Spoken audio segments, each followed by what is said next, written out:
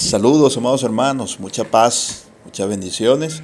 Por aquí nuevamente su hermano y pastor Elvi, ¿verdad?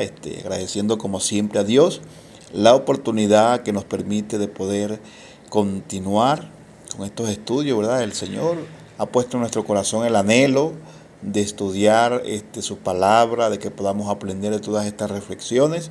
Así que les animamos pues a participar, a escuchar los audios, a tomar nota. Y sabemos pues que estos estudios serán de mucha ayuda y de bendición para que sigamos creciendo, edificándonos unos con otros en el nombre de Jesús y con la guía, claro, del Espíritu Santo, el poder y la gloria de Jehová de los ejércitos. Entonces, amados, estamos en el capítulo número 3, ¿verdad?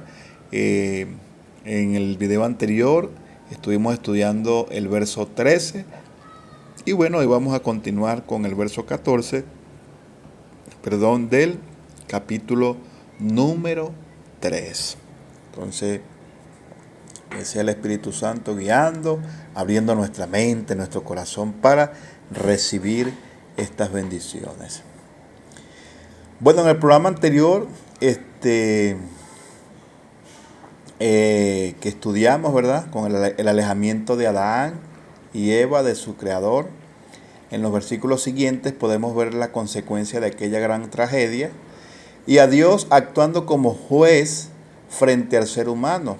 Pero también podemos contemplar a Dios empezando a desarrollar su propósito para el futuro.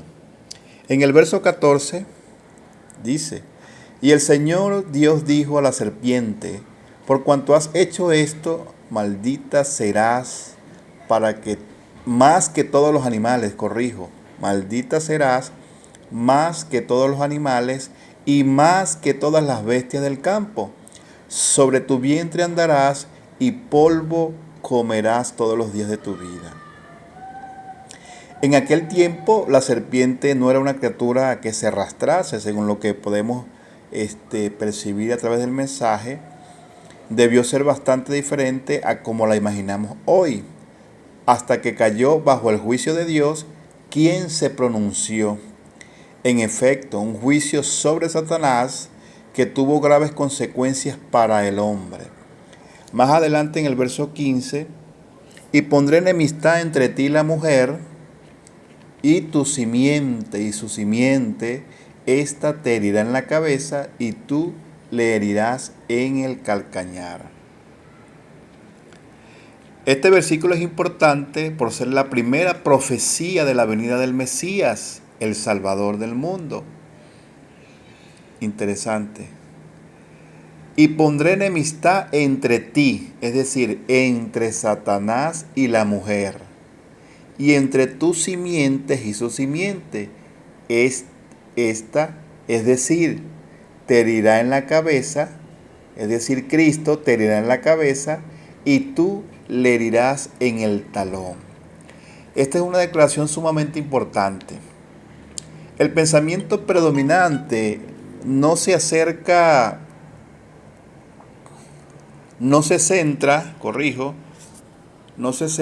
en la victoria final, sino en una lucha prolongada e incesante.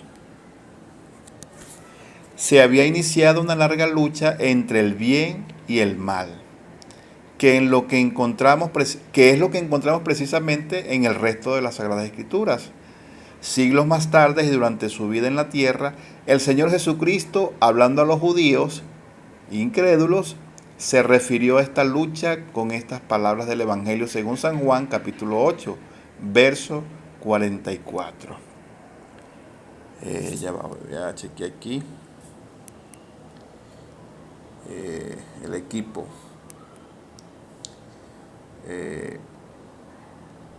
Para luego continuar.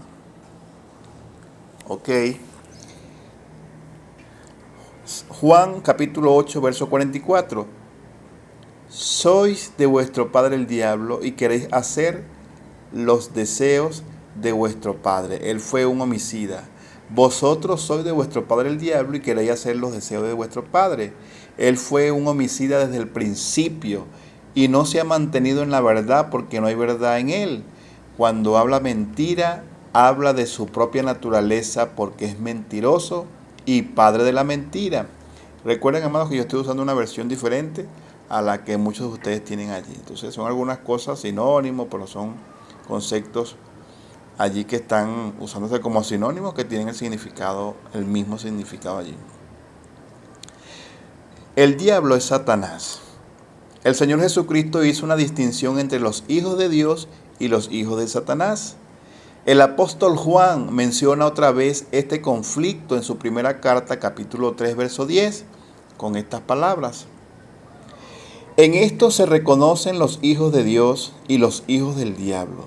Todo aquel que no practica la justicia no es de Dios, tampoco aquel que no ama a su hermano. Hay un conflicto, una lucha y la realidad de que hay dos simientes en este mundo. Habrá una victoria final, pero la lucha será prolongada y continua. Cada ser humano debe enfrentarse con la tentación y tiene que vencer su propia batalla. Antes de que Jesucristo viniese, se podía alcanzar la victoria a través de la obediencia de la fe. Después de la venida de Cristo, hemos de identificarnos con Él, también por medio de la fe, para poder vencer. Por ello, la pregunta crucial es, ¿qué significa ser salvo? Significa estar en Cristo, es decir, unido a Cristo.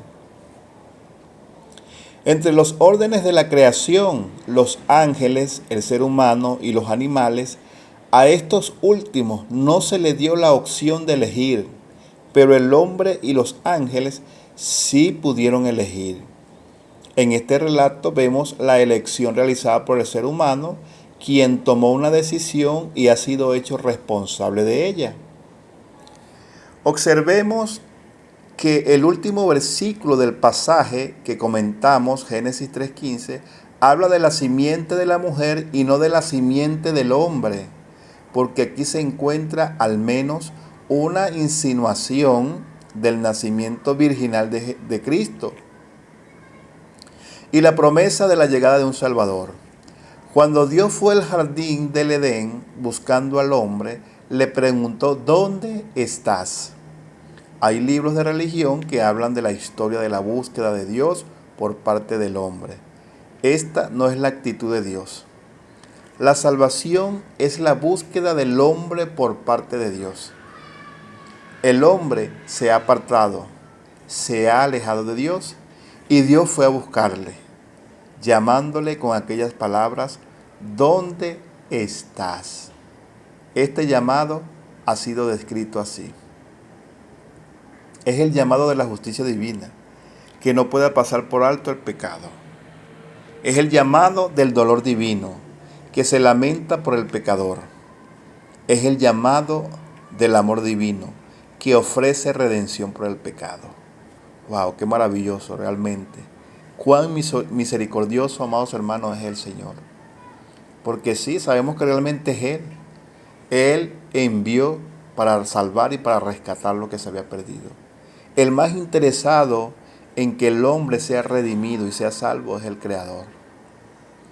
Cuando el ser humano falló, le falló a Dios, prefirió lo que el adversario le dijo que creerle al Dios Todopoderoso, el que lo creó, el que lo formó, el que lo puso en el Edén con todas las maravillas, los colores. Pero el ser humano decidió y no decidió por el Creador, sino decidió por el adversario. No prestó atención. Dudó de la palabra del Señor.